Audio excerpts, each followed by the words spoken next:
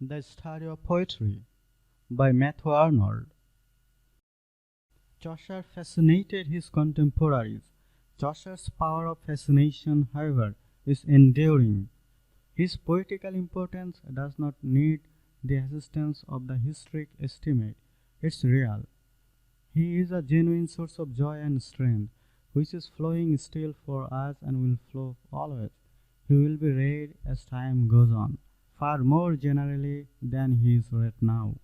If we ask ourselves wherein consists the immense superiority of Chaucer's poetry over the Romance poetry, why it is that in passing from this to Chaucer we suddenly feel ourselves to be in another world, we shall find that his superiority is both in the substance of his poetry, in the style of his poetry.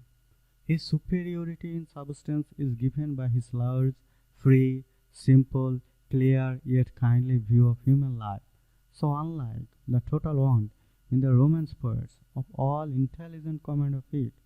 Chaucer has not their helplessness. He has gained the power to survey the world from a central, a truly human point of view. We have only to call to mind the prologue to the Canterbury Tales. The right comment upon it is Dryden's. It is sufficient to say, according to the proverb, that here is a God's plenty, and again, he is a perpetual fountain of good sense.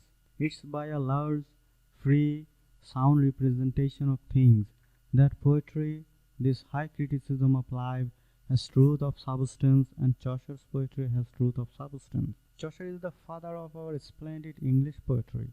He is our well of English undefiled, because by the lovely charm of his diction, the lovely charm of his movement, he makes an epoch and founds a tradition. Let us take a stanza. It is from the Prioress Tale, the story of the Christian child murdered in a jury. My throat is cut unto my neck bone, said the child, and as by way of candy, I should have died, yea, long time agony. Wordsworth has modernized this tale, and to feel how delicate and evanescent is the charm of birds, we have only to read Wordsworth's first three lines of this stanza after Chaucer's. My throat is cut unto the bone, I trow, said this young child, and by the law of kind, I should have died, yea, many hours ago. The charm is departed. It's often said that the power of liquidness and fluidity in Chaucer's verse was dependent upon a free, a licentious dealing with language, such as is now impossible upon a liberty. And yet, Chaucer is not one of the great classics. His poetry transcends and effaces, easily and without effort, all the Romance poetry of Catholic Christendom. It transcends and effaces all the English poetry subsequent to it, down to the age of Elizabeth. Of such avail is poetic truth of substance in its natural and necessary union with poetic truth of style, and yet, I say, Chaucer is not one of the great classics. He has not their accent.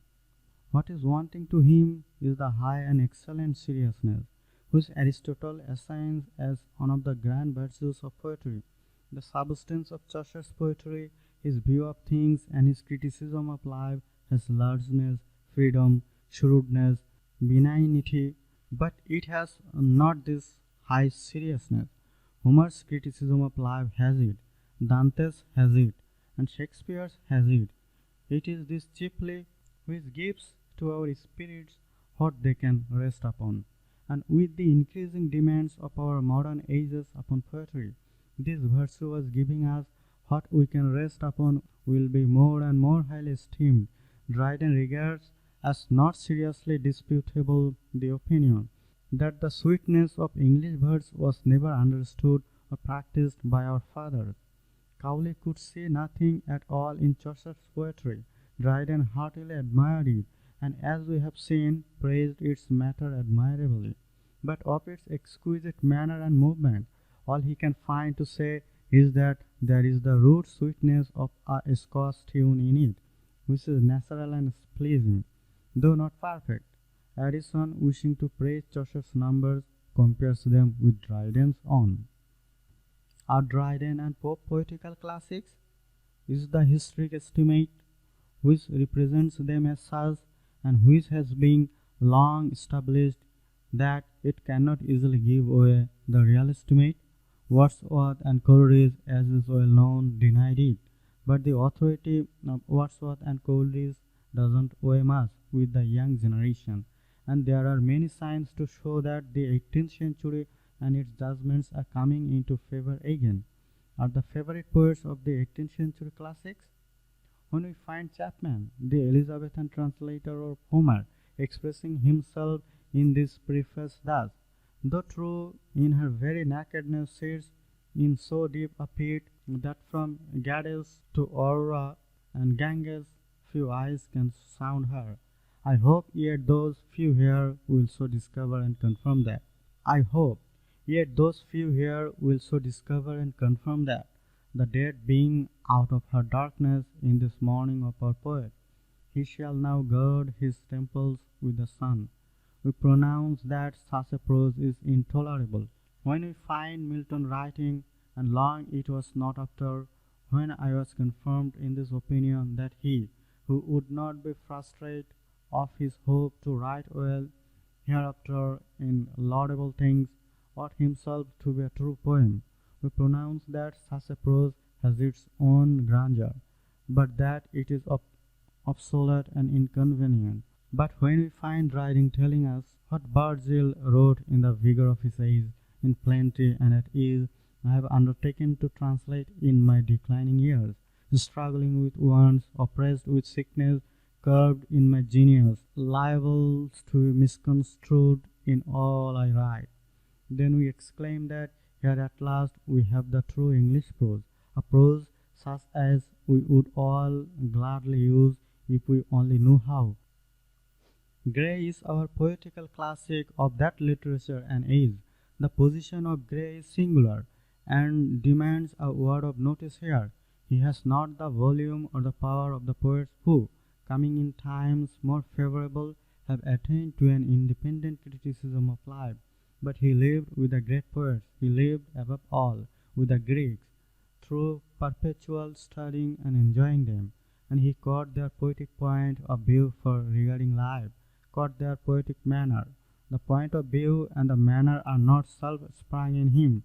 He caught them of others, and he had not the free and abundant use of them. But whereas Addison and Pope never had the use of them, Gray had the use of them at times. He is the scantiest and frailest of classics in our poetry, but he is a classic. We enter on burning ground as we approach the poetry of times so near to us, poetry like that of Byron, Shelley, and Wordsworth, of which the estimates are so often not only personal, but personal with passion. For my purpose, it is enough to have taken the single case of Burns, the first poet we come to of whose work the estimate formed is evidently apt to be personal, and to have suggested how we may proceed, using the poetry of the great classics as a sort of touchstone to correct this estimate, as we had previously corrected by the same means the historic estimate where we met